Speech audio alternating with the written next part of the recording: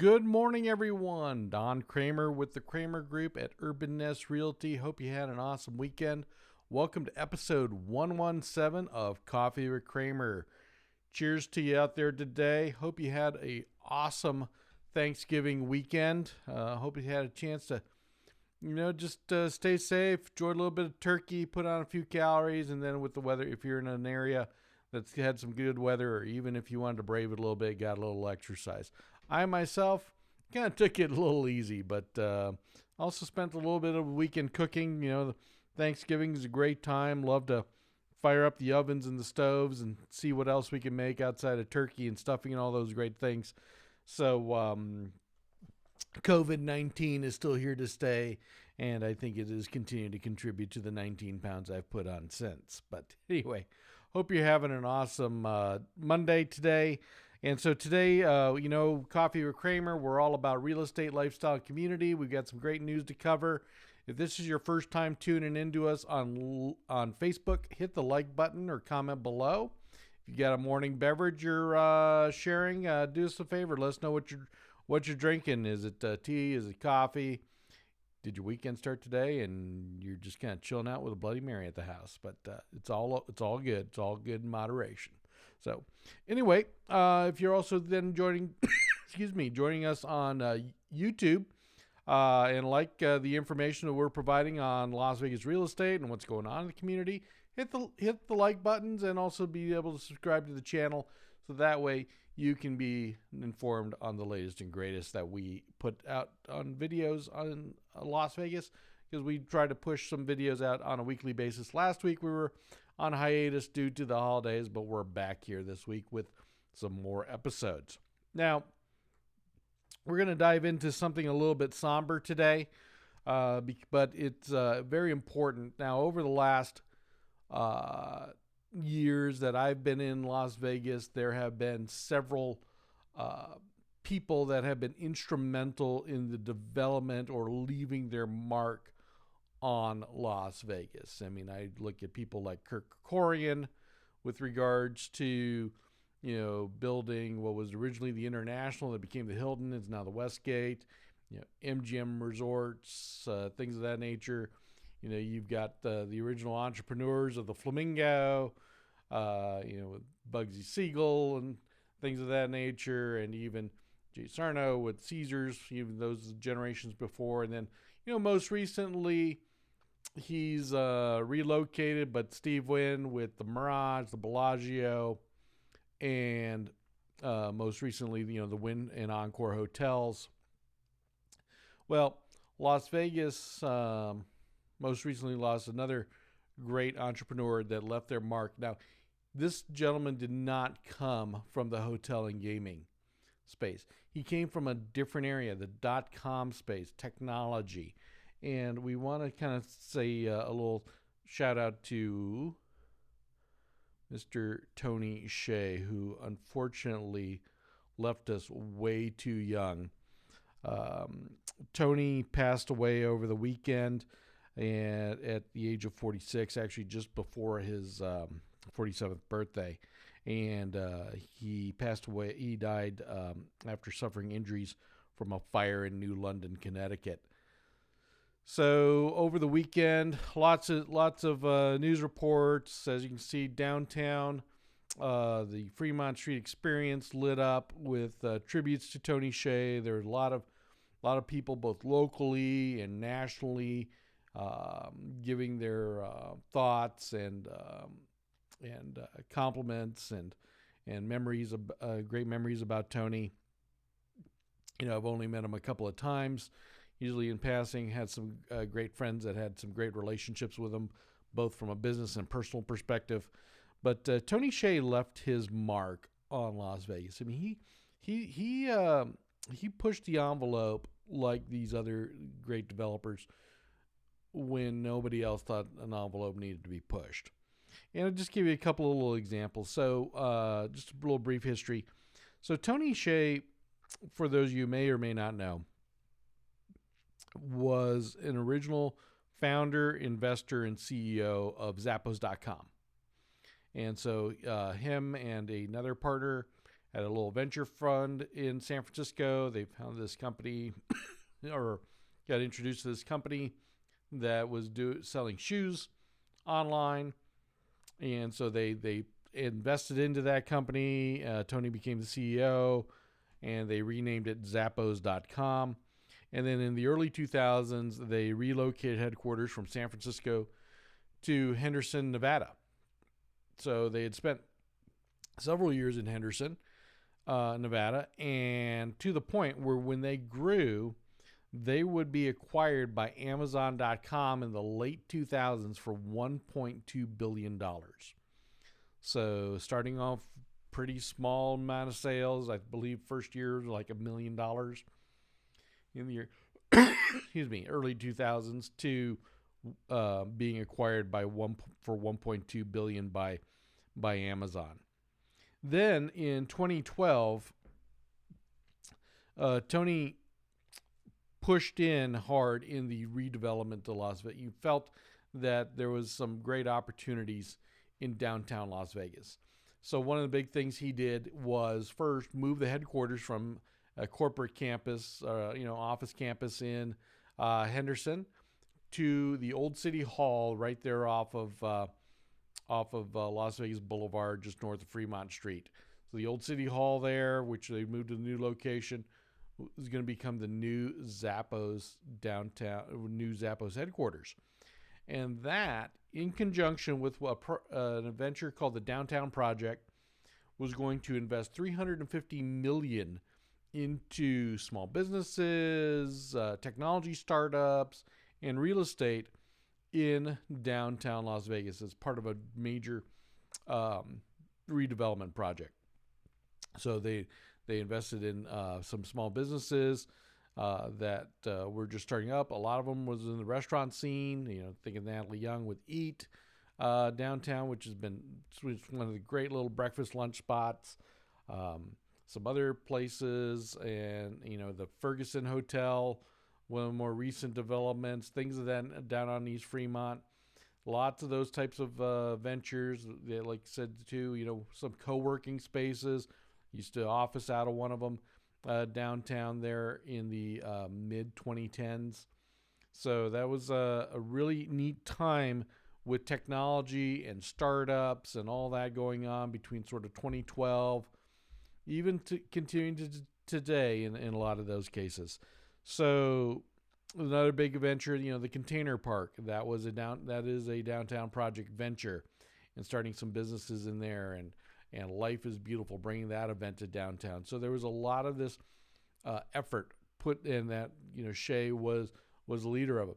He was a little different, a little unique in his own rights. A lot of people would associate, his or associate some of his mannerisms with, he had an Airstream in what was called the Airstream Park downtown that had some other people, entrepreneurs, artists, things of that nature, where they could, share ideas and stories. And then also too, there's always been the relationship with the llamas, and he had a llama and a couple other exotic animals there at the downtown or Airstream Park. So, anywho, Tony, we're sad to see him go. He stepped down as the CEO of Zappos not too long ago, although Downtown Project recently purchased the building, is the old City Hall, that where Zappos headquarters is, from another company, is now the landlord of it. And I know most recently Tony was working on some projects up in the Salt Lake City area. So I'm sure they were excited with some things, but, as they say, at 46 years old, left us way too early. Cheers to you, Tony, and to your family.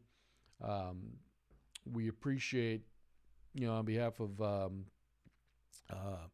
what happened over the last several years with regards to technology downtown, startups, your energies and efforts to make your mark on Las Vegas. Congratulations to you.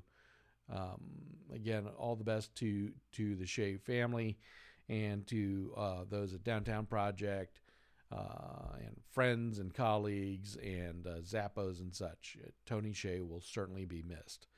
And, again, for somebody not in the hotel casino industry, but coming out from a technology Silicon Valley approach, it was cool to see and be on the periphery of for many years. So Tony Hsieh, unfortunately, like I said, left us way too early. Now, moving on to, we've got some local other real estate news. We'd like to kind of talk about some real estate sales that happen now and again, most recently. And so we had another big multi-million-dollar sale, and that has to do with local attorney Farhan Naqvi. Recently sold his two-story home in the Ridges of Summerlin for $7.4 million, making that now the third highest transaction of 2020. Now, this home was located in the Ridges, and it was a lot that was overlooking part of the Bears Best Golf Course, and it was designed by luxury builder designer Blue Heron Homes and built in 2015. So with the recent sale, which was the listing agent Gavin Ernstone with Simply Vegas was the listing agent, closed on the property a couple of weeks ago and has been involved in several luxury sales. And in addition to that, this makes, again, 2020 a very unique year with everything going on, but also a unique year, not just with real estate, but with luxury real estate.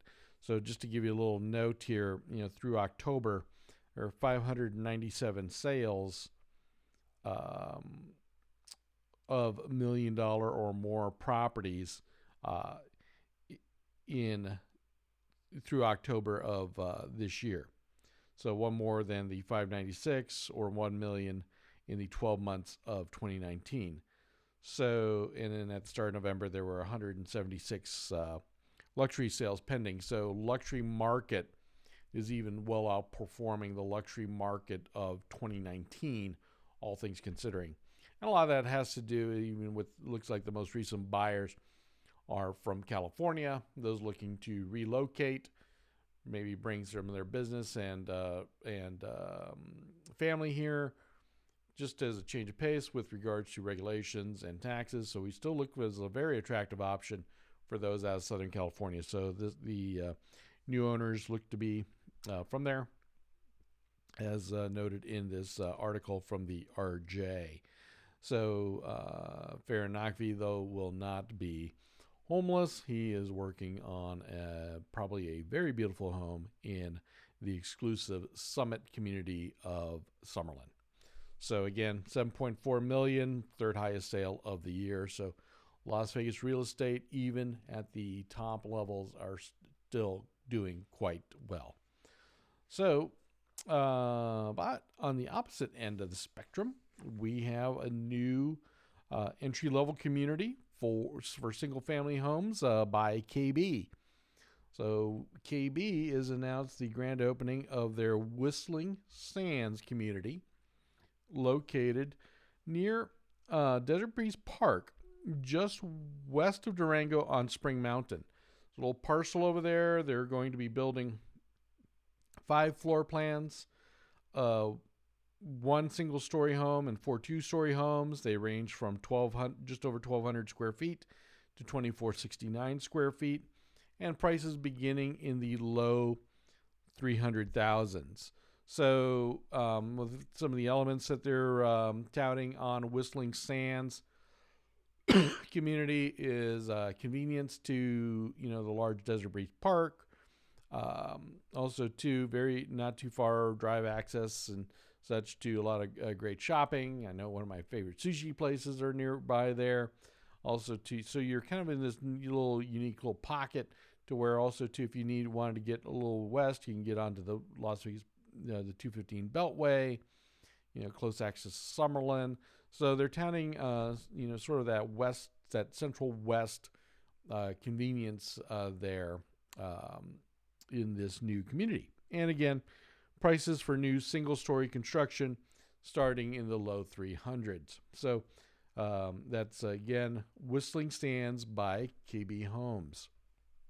So, and that leads us to what's going on with mortgage interest rates for this week. So for the week of November 30th, not a lot of changes in some of the main mortgages, but we did have some changes in a couple other elements. So the 30-year fix this week remained unchanged by Bankrate.com. The average 30-year fix by Bankrate is holding steady from last week's number of 2.95. The 15-year mortgage is down 1 basis point to 2.45%. Now, we did have some upticks in the 30-year jumbo and the 30-year mortgage refi. So the 30-year jumbo mortgage rate went up 8 basis points to 3.01, and the 30-year refi rate went up 9 basis points to 3.08. Again, they're still extremely low right now, but there was a little uptick in the jumbos and the refis. Most purchases, which are pretty much being a little more, I don't want to say incentivized or favored, but, rates are reflecting, more of an ease and a lower rate there on the purchases, whether it's a 15-year or 30-year below the jumbo caps, which right now are in the low, around roughly $510,000. Now that number may change next year. We'll see.